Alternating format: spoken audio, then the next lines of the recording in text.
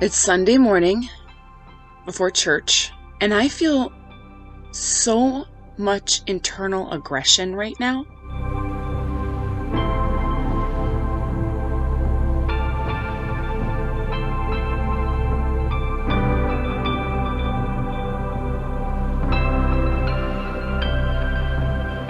I am going to be working on my radio show in a little bit, working on my script. I think the script, the show will be skewed in a bad way.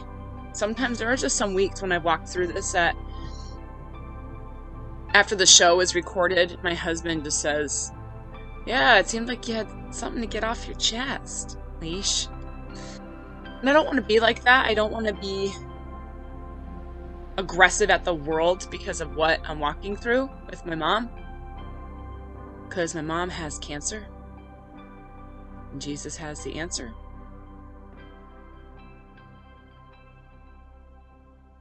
Yesterday, Saturday, we drove down to my parents' house for the day. And my mom and dad needed some help with some stuff. And their house is old. I really want them to sell it and just move closer to me, which is what they want to do anyway, regardless of cancer. They've been saying that for 20 years. And now it just seems like the time, but they're struggling to let go. And it's always tomorrow. My German teacher used to say, "Morgen, morgen, nicht heute." Say all the people kicking the can down the road. Tomorrow, not today. So we went down, brought the kids. The kids loved being at my parents' house. They loved prowling through their house. Lots of treasures and stuff. We moved a lot of furniture. We had to rearrange stuff because my mom is going to start chemo in a week, a week from tomorrow. And it's aggressive chemo. And so we went down to, essentially prepare the house for the day when she has to convalesce in the family room instead of upstairs in her bedroom because she won't be able to climb the stairs. I know that day is coming, and I know that it doesn't have to mean death. In fact, if anything, we're just going to believe that it means life. Life is, death has to die. So new life can be resurrected in her. And that's okay. And I was struggling this week with some thoughts about how I feel like they're doing a lot wrong in this journey. And a good friend, a trusted friend called and said, "Alicia, when you go down there, you're not going to argue with a man in his own home." Meaning my dad. They said, "Just let your dad be the man he is and stop trying to change him and bend him to your will. He's a man of God. He's a man of wisdom and insight," which I know. But then you see that human side of your parent who is floundering in some ways to manage their emotions. And you see it revealing the cracks. And you want to step in to help. You end up making them feel like children. You're bossing. And I don't want to be like that. So he said, "Alicia, just go down there and have a cancer-free day." He said, "Can you do that? Can you just enjoy your parents for who they are? Laugh with them, move their furniture and look at old pictures." And so I did. That's what we did. We went down.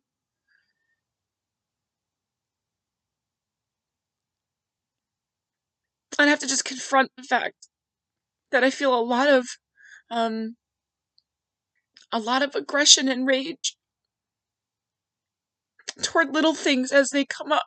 I don't know that I feel those things, but I find that I'm glomming on to the stupidest, it's not stupid, they're important, but the littlest things inside of me. So as we're moving the furniture in the family room, we had to rearrange everything. We wanted to put the TV more in front of the couch so my mom could, lay on the couch if she's sick or vomiting, because that's the room that's near the kitchen in case, we had to just run and get water. It's near the bathroom. It's the closest room to all the things my mom will need. And we wanted to put a treadmill in there. for her so she can do her walking. And as I was rearranging it hasn't been rearranged in a really long time. Decades. And I thought for one quick second, fleetingly, boy, when my brother gets here, he's going to see a lot has changed. And then immediately afterward, I was like, my freaking brother! I'm here moving furniture! And I'm here vacuuming old rat poop from 5 years ago that my parents didn't get to. And we're scrubbing the walls, and we're repainting the pictures, and we're hauling trash out. And my brother is in Montana sticking his hand up a cow's butt, seminating a cow. He's nothing more than a phone call and a disembodied voice on the other end of the line. And I was so mad, I became like I'll show him. I'll rearrange the heck out of this furniture. And I had all these aggressive thoughts toward my brother. And I just had to hold it in because, I didn't want to say snarky things to my parents about him because I know it hurts them.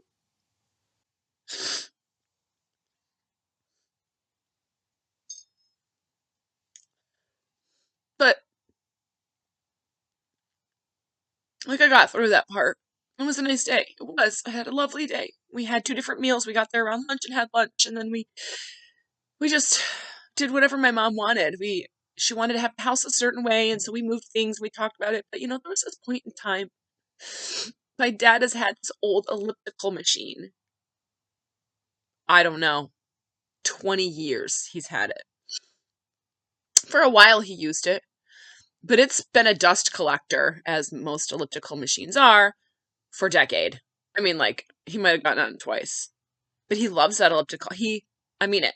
Every time we've ever tried to talk about getting rid of that elliptical machine, my dad has stood against the tide. I use that machine. I love that machine. So when we had to rearrange the living room, the family room, there was just no choice. It had to go. If we were going to put my mom's new treadmill in there, it had to go. And so, but I can't explain it. He loves that thing. It's big Nordic track elliptical. Paid a lot of money for it, back in the day. It's broken. It was had a ball bearing that was broken and needed a wheel replacement. He keeps saying for 5 years at least that he's going to replace the wheel. He has the wheel. It's in a package. He just hasn't replaced it. And every time we say get rid of it, he's like, I'm going to replace that wheel. And it's, tip-top order. So I called him the other day and I said, Dad, we're going to have to get rid of the elliptical to rearrange everything. He's like, no. That's it, no. I'm going to fix the wheel. He said, no, I use that. He said, I want you to put it upstairs in the apartment. They have an apartment upstairs where he keeps his total gym. He's like, I want you to put it in the apartment. And I was like, Dad, you don't even use that thing. He's like, I do use it. And I was like, when's the last time you used it? He's like, oh, recently. And I was like, give me a date. He was like, 1 week ago. So then I told my mom that. She's like, I said the same thing. I was like, give me a date. It's like, must be genetic. So my dad got all defensive. So we get down there. And sure enough, we're like, no, it can't. I said, move the elliptical. It's got to go. And my dad said, fine, I want it in the apartment. And so, he was like, I want that elliptical. I use it. That's my favorite workout machine. So, and to get it in the apartment, it is no small feat. It's an old house and the corners are sharp and the hallways are narrow and that elliptical is huge and they got it in pieces, put it together in the house. So I was like, there's no way. So my husband said, we're going to have to take the door off to get it through the door into the kitchen, crank it around where the fridge is, walk it down 2 hallways, bring it outside the front door, turn around, go inside the other front door that goes to the apartment. It was just the whole thing. And then I said, you're not going to get it to the top of the stairs and through that doorway and then around the corner, which has a 2-foot clearance. So then my mom has the measuring tape out. She's like, I'm measuring this. And my dad's like, I'm going to measure the door frame. So they're like, I'm going to measure. So they're measuring, they're arguing, right? So finally, my dad disappears and he goes up to the apartment with his measuring tape. He's going to measure the door in the hallway. I was like, there's not going to make the clearance. There's a sharp turn up there. This thing is huge, which is not going to happen.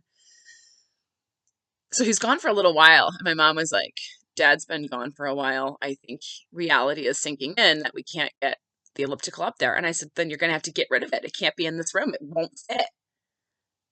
So ultimately, my dad came down And he's like, just get rid of it. Just get rid of it. I don't care about it anymore. Throw it outside. Throw it in the trash. Take a sledgehammer to it. My mom and I were just giggling. It's like really upset. So my husband and I carry it outside to the porch and we cover it with a tarp with a little, it was like, my husband was, he kept saying from A Christmas Story, he's like, it's a major award. It's a major award. And when the mother broke the leg lamp, and Ralphie's like, and I heard the sound of taps playing quietly in the background because the lamp was shattered and they couldn't get it to stay together. They needed to bury it in the backyard. So that's what it was. Homer was whispering to me. He's like, so my dad goes outside alone, snowing, standing in the snow, staring at the elliptical, just staring at it. And Homer's like, and I heard the sound of taps playing quietly in the background, right? So it was funny. So my dad's on the porch, let the snow fall on his head, staring at the elliptical. And Homer comes out with like the wheel, the package and the wheel, and he's like, "Brr, brr, brr." So they take the wheel and they like set it on the pedal of the elliptical. They cover it with the tarp. My dad's checking all the corners. Make sure it's covered. I can use it out here, probably the extension cord. So my mom and I are in the house. My mom is, we are laughing our heads off. My mother's like, I won. She's like, I've been fighting this battle for a decade.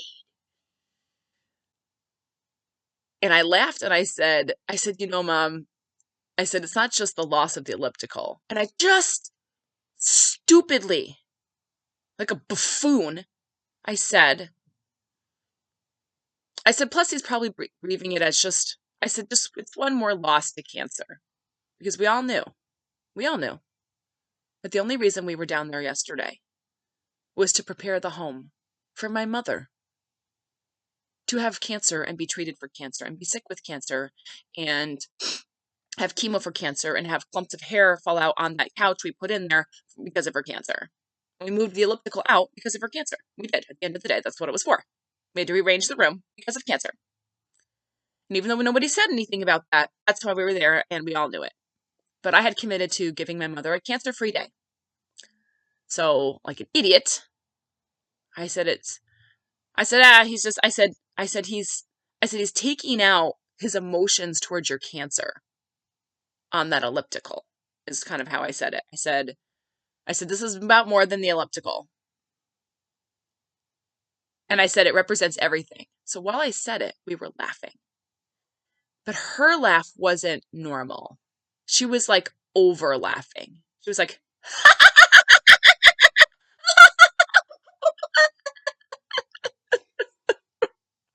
and then she started to cry. She just started to cry.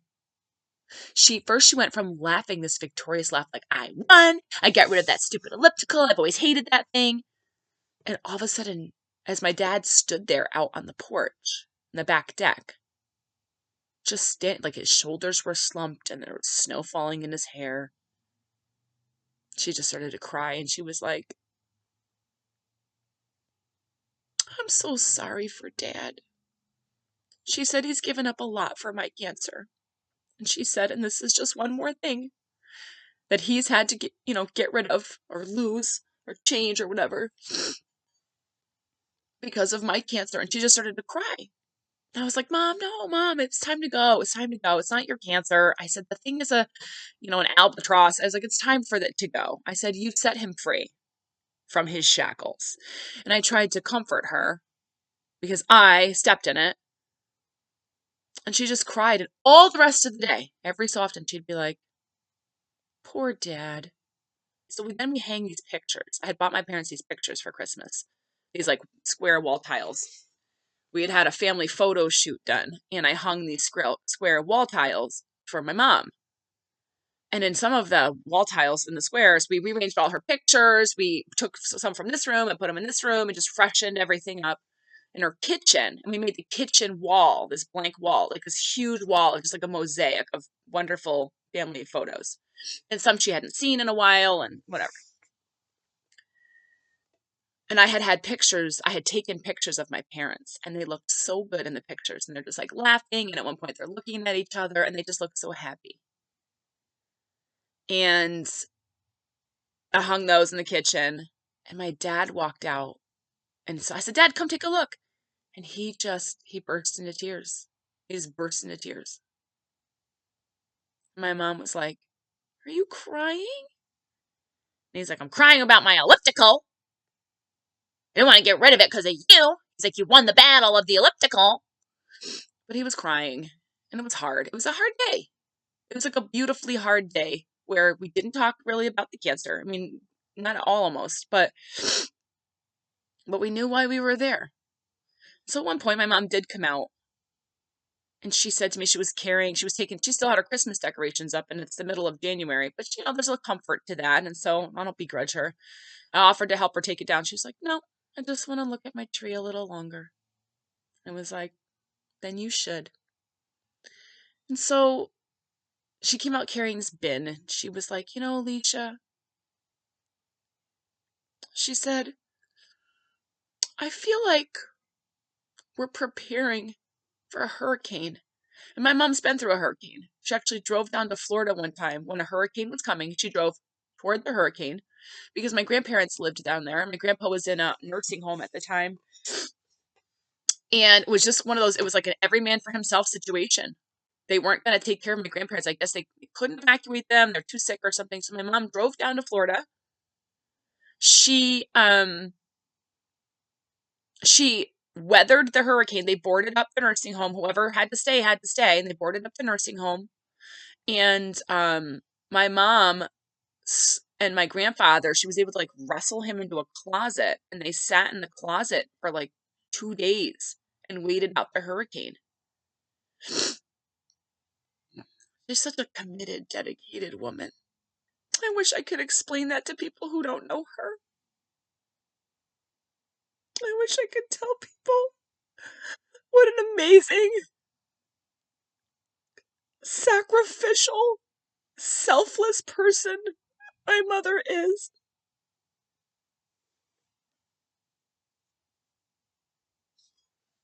And you know what? She didn't just do it for her dad. She would do it for anyone's dad. That's the kind of person my mom is. She's just a crazy, all the way, all or nothing kind of lady. And she waited out that hurricane, sleeping with her feet on a cooler for days with my grandpa.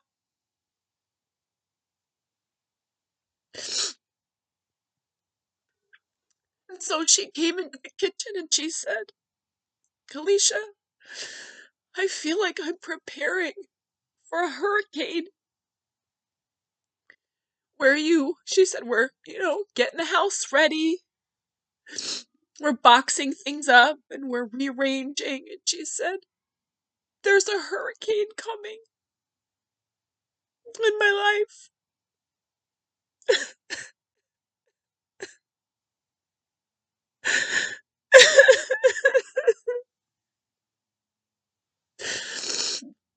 And I said, Mom, yeah, we're preparing for a hurricane.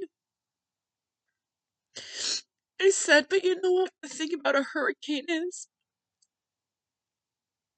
I said, they're almost never as bad as they say they're going to be. I said, 9 times out of 10, the fear of the hurricane, the impending, what will it be, the predictions of what the hurricane will be and what the hurricane will do. I said, they're never as bad. Sometimes they're worse. But most of the time, I said, most of the time a hurricane is not as bad as they say it will be, as they try to guess it will be, Mom. I said, we'll prepare for the hurricane. We'll get your couch in place, and we'll get the TV ready, and you're near the bathroom now, and you're near the kitchen, and,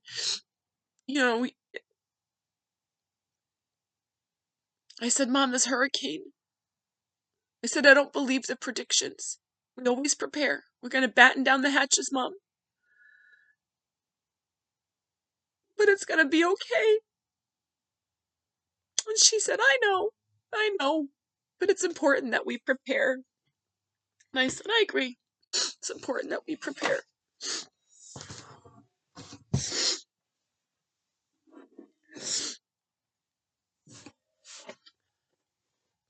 And then while we were there, just getting everything ready, and this is where my rage came. And I ignored my emotions all day yesterday. I just ignored them for the most part. Fear, that's not an emotion, that's a spirit. But fear and that knot in my stomach, I get the burning sensation that I have in my stomach. The little tiny dull ache back here of a migraine that I always have since this began. You just learn to live with it. And I ignored it. But then one of my cousins called, and she told my mom that this girl who used to go to our church, this lady, has been calling her and calling my cousin, asking about my mom. Now, normally, that wouldn't matter. I get it, people are gonna talk, they're gonna talk behind your back, they're gonna speculate, they're gonna share what they know. Whatever, I'm sure I know I've done the same, so I can't begrudge somebody. They don't want to ask the family and burden the family. But this is why became mad, like mad. I mean, over the top mad. And this is why I'm sitting here on a Sunday morning before church. I should be putting my makeup on. I threw my kids in front of the TV. Because I have to tell somebody. And I'm so angry. I'm so angry. God, I can rip her face off. I'm on the verge of hating. Was one of my closest friends for 20 years. She and her husband were bosom friends of my family.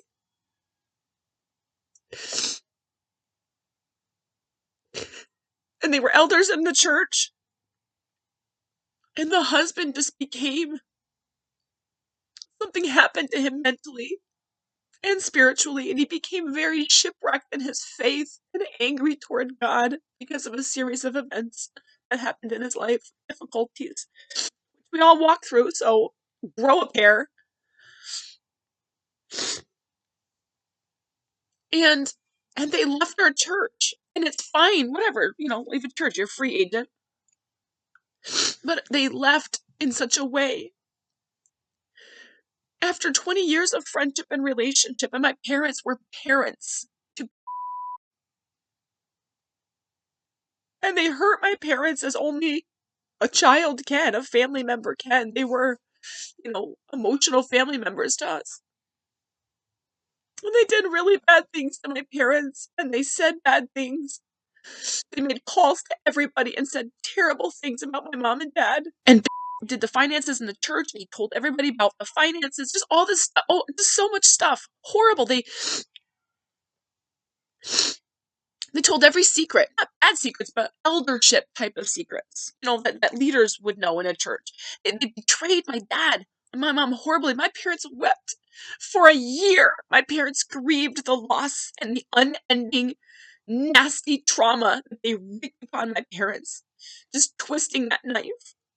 And it's been a couple years since that happened, and I was so furious with them. I could have ripped Nicole's face off. I could have ripped out patches of her hair and held onto the top of her head. Just punched her stupid face.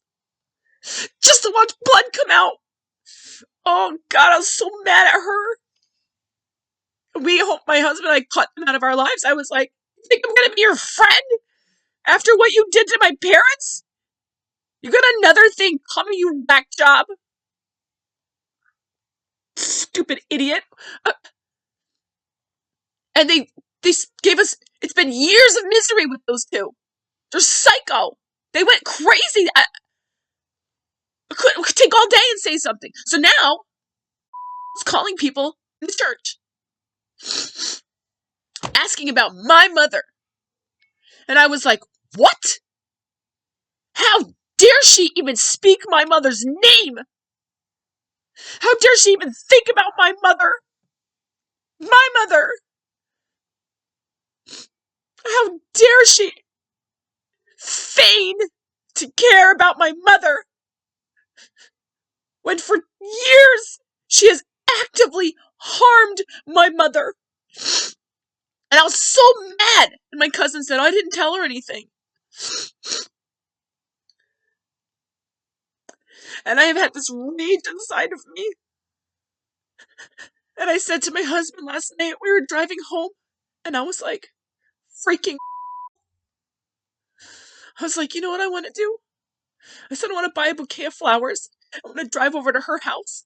I'm going to pound on the door. And when she opens the door, I'm going to say, this is for you. I'm going to throw the flowers on the ground. I'm going to punch her in the face.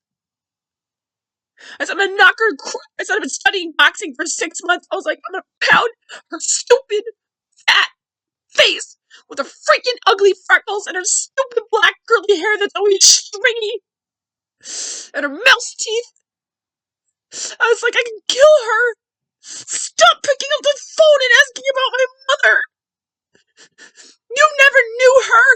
If you could do something like that to my mother, how dare you even think about her?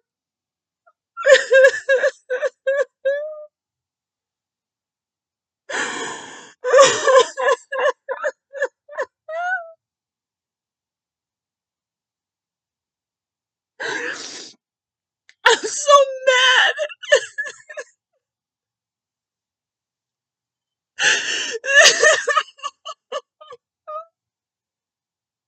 I'm gonna beat her face in. I can take her, by the way. Oh, I can take her.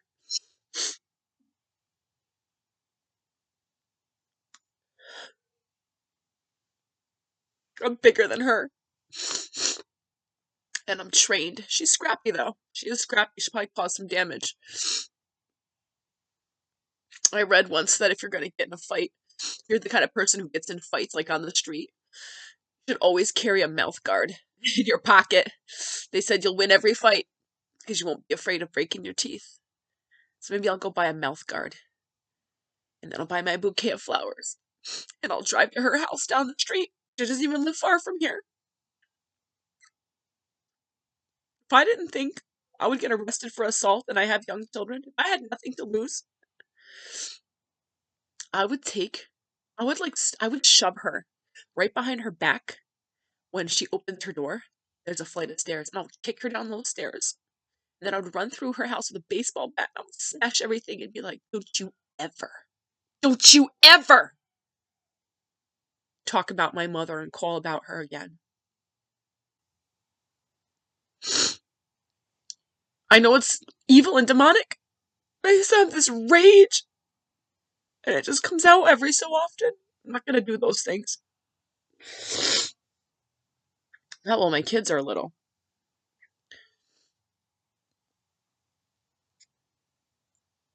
But I'm having a hard time shaking it. Every time I go boxing, whenever I punch the Bob, it's like that guy that you punch.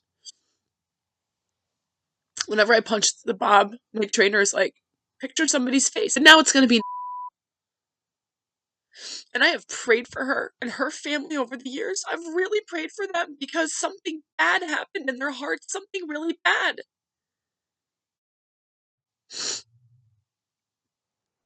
Satan, I don't know what. Something bad has happened to that family, and I cared for them. They were my dear friends. Dear friends. I have cried out to God to rescue them and to help them. And she dares to call and ask about my mother.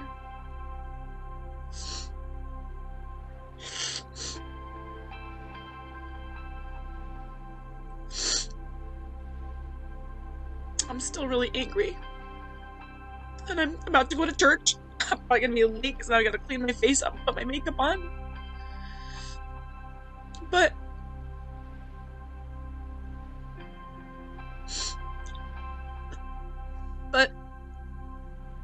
I have to prepare for my radio show and I have to move on with my life.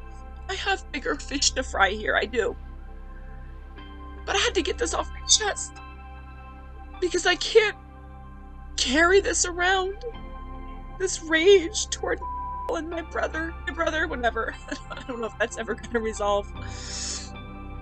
He really is the greatest person I know, besides my own husband and my parents. I have 4 of the greatest human beings on the planet related to me by blood and marriage. 5, because my sister-in-law is a great lady.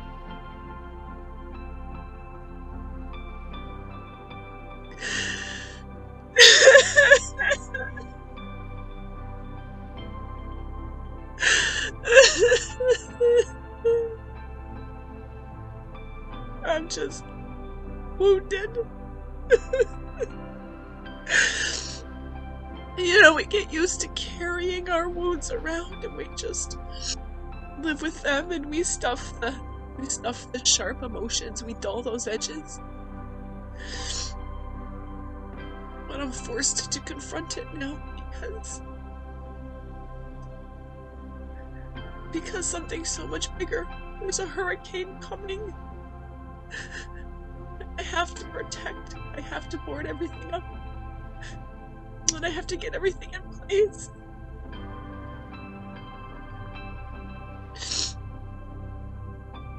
Because the hurricane is coming. And I want to be ready. I don't want stuff to fly around the house in the hurricane and wound me again.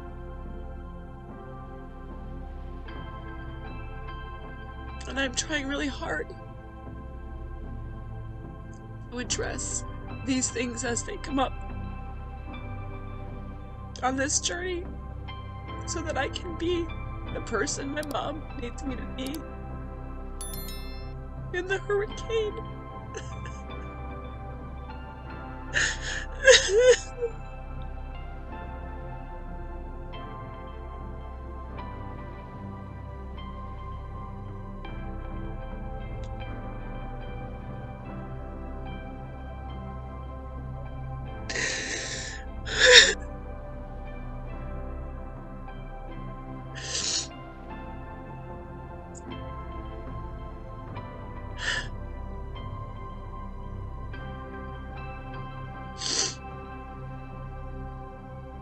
My mom has cancer. And Jesus has the answer.